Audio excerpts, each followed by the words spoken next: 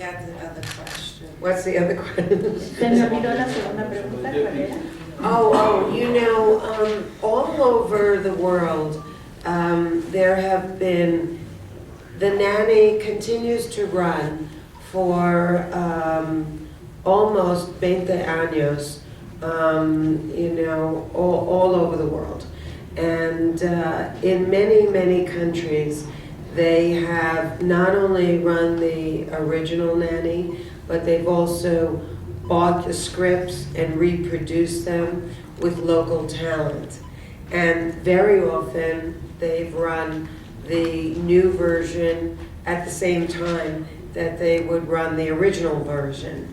I'm not sure whether the one that you're speaking of is an official copy of our show, or it is? Yes. Oh, well, you know, it's, I support it. I think, I think that as long as the public can't get enough of the Nanny and wants to keep seeing it and now wants to see it with local talent in their native tongue, you know, I think it's great. It's, there is something magical about that show, and people can't seem to get enough of it. So it makes me very proud because I'm the creator of it. En todas partes del mundo la niñera sigue y sigue, ya lleva aproximadamente unos 20 años y en muchos países del mundo se sigue pasando el original y en algunos otros han comprado el guión y lo han reproducido con talento local. En muchos países también se pasa la versión original y la versión que han hecho con el talento local. No sé exactamente si la versión que se refiere es una copia oficial del programa, contestan que sí. Y contesta Fran, yo apoyé y bueno, siempre y cuando la gente no se harte de ver la niñera, pues obviamente van a querer verla también en su idioma local y con talento de sus países y yo creo que esto es lo maravilloso. Este programa tiene, por así decirlo, magia, porque hasta que el público pues no se canse va a querer siguiendo ver a la niñera y eso me hace sentirme muy, muy orgullosa ya que fui yo la creadora. Gracias, thank you. Hi, Christina from Ken, and you mentioned that you met Mr. Carlos Slim, and could you tell us about how did he contact you or you contact him, please? I'm not sure I really remember how our alliance was forged, but you know, I'm a public diplomacy envoy for women's health issues for the State Department.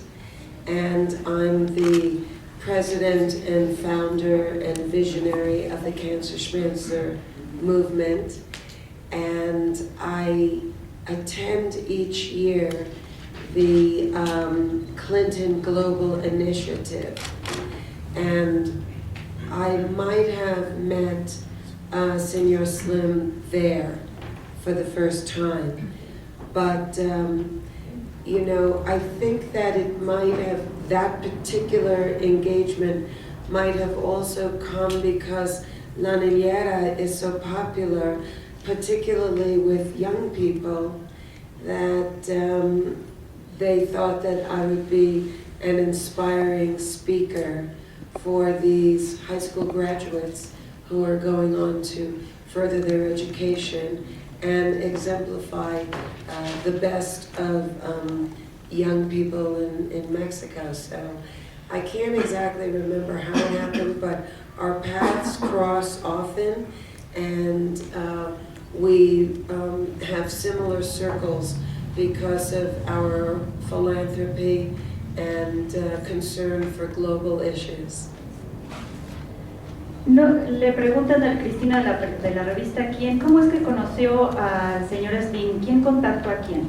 Y contesta, realmente no me acuerdo cómo fue que se forjó esta alianza. Yo soy enviada diplomática del Departamento de Estado para lo que es el tema de la mujer y aparte soy presidenta y fundadora de la Fundación Cancer Schmancer.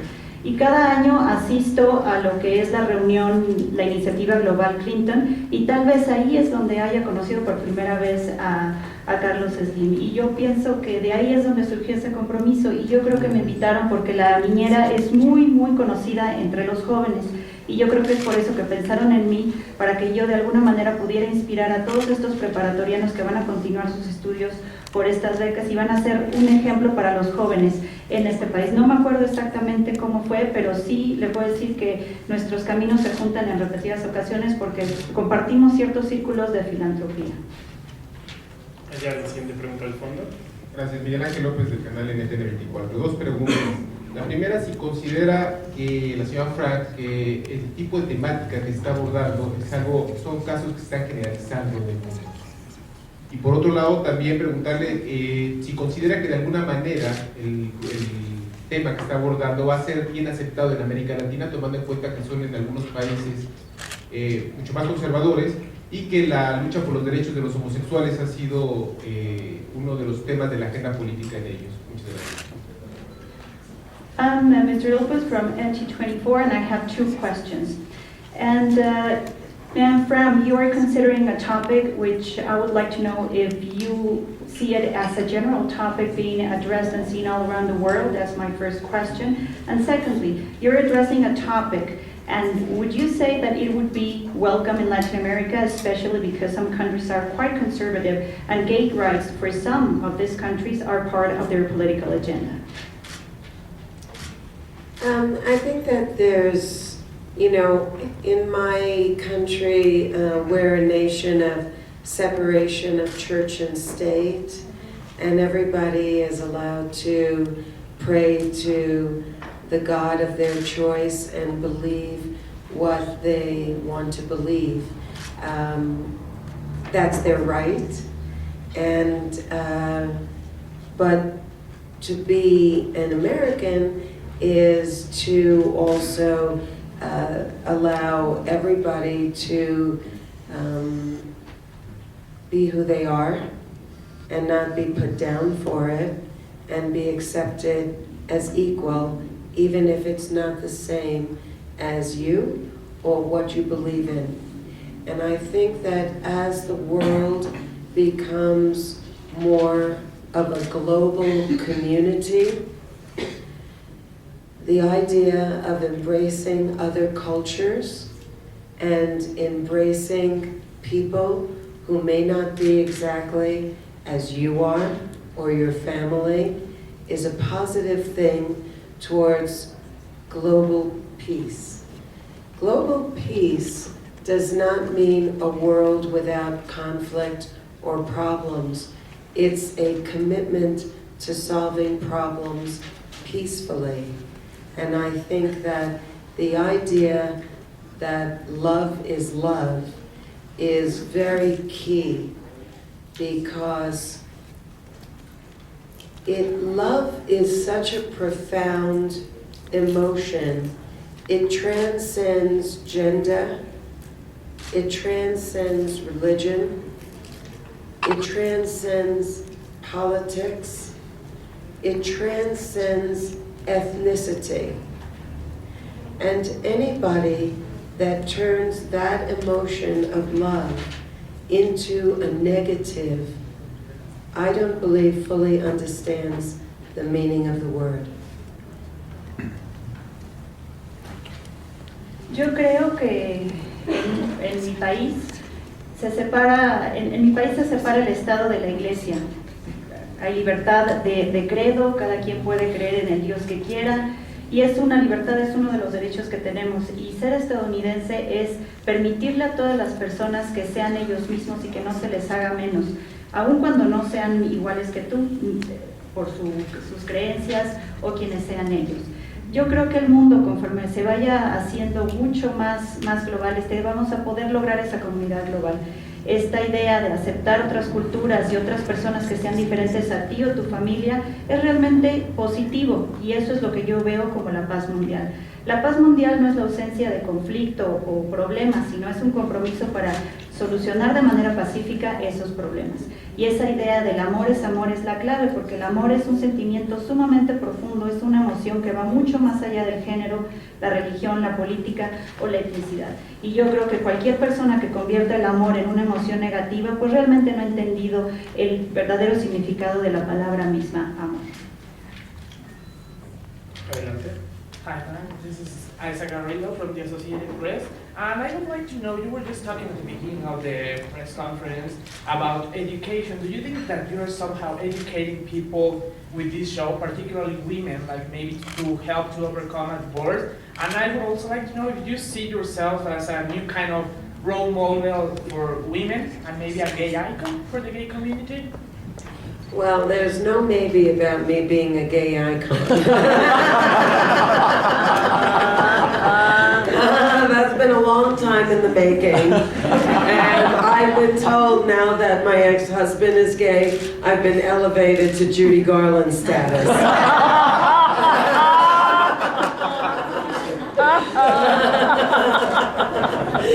So, and as far as being a representative of women, you know, I believe that I do have a responsibility for my sisters. As a women's health activist and advocate, I speak all over the world, and certainly to all of our allied nations as a representative of the U.S. State Department to help women to take control of their bodies and to recognize the early warning whispers of certain illnesses and try and go see a doctor as quickly as possible so that they can stay alive and well for their family. Also, I was a victim of a violent crime. Many years ago, I was raped at gunpoint, and I've been very public about that, speaking to women that this is nothing to be ashamed of, that 1 out of 3 women will get raped in their lifetime, and we have to learn how to live more defensively and not go through life being subservient or frightened. I think that being a divorced woman, many women have written me since the Happily Divorced show has been airing on American television, and they say that they love the idea of being happily divorced. It's a concept that really hasn't been entertained in the past. And I think that it takes as much work to be happily divorced as it does to be happily married. I think that when 2 people fall in love and decide to get married, marriage may not always be the right conclusion, but as we say in America, don't throw the baby out with the bathwater. Perhaps you weren't supposed to be married. Perhaps there's another way you can reinvent the feelings and the relationship and put it on another shelf. So you haven't wasted the investment of time in this person. You just, find a way to keep them in your life and continue moving forward. So, I do feel a responsibility to represent women and to walk that razor's edge of being a woman in a man's world. And I think that certain things that I say, I hope resonate with all of my sisters.